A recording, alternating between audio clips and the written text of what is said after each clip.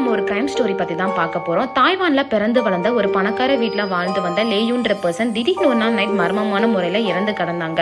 இவங்க எப்படி இப்படி ஆனாங்கன்னு சொல்லிட்டு சிபிஐலேருந்து போலீஸ் வர பயங்கரமாக இன்வெஸ்டிகேஷன் பண்ணியும் கிட்டத்தட்ட 5 மாதம் ஆகி எந்த க்ளூவுமே கிடைக்கல. திடீர்னு ஒரு நாள் நைட் இந்த லேடியை போஸ்ட்மார்ட்டம் பண்ண டாக்டரோட ஒய்ஃபுக்கு ஒரு கனவு வந்துச்சு. ஆலன்ற ஒரு பர்சன் தான் இந்த பர்சனை கொண்டாங்கன்னு சொல்லி அந்த கனவுல அவங்க சொன்னாங்க. பட் அந்த லேடி இது வெறும் கனவு தானேன்னு சொல்லிட்டு அசால்ட்டாக விட்டுறாங்க. அடுத்த நாள் பார்த்தா ஒரு உருவமே டேரக்டாக வந்து அவங்கள அடி நடிச்சு நான் தான் சொன்னேன்ல நீ ஏன் இதை போய் போலீஸ் ஸ்டேஷன் சொல்லிட்டு துன்புறுத்திருக்கு. இவங்களும் அதுக்கு அடுத்த நாள் உடனே போலீஸ் ஸ்டேஷனுக்குலாம் போய் இந்த மாதிரி எனக்கு ஒரு கனவு வந்துச்சு அப்படின்னு சொல்லிட்டு இருக்காங்க.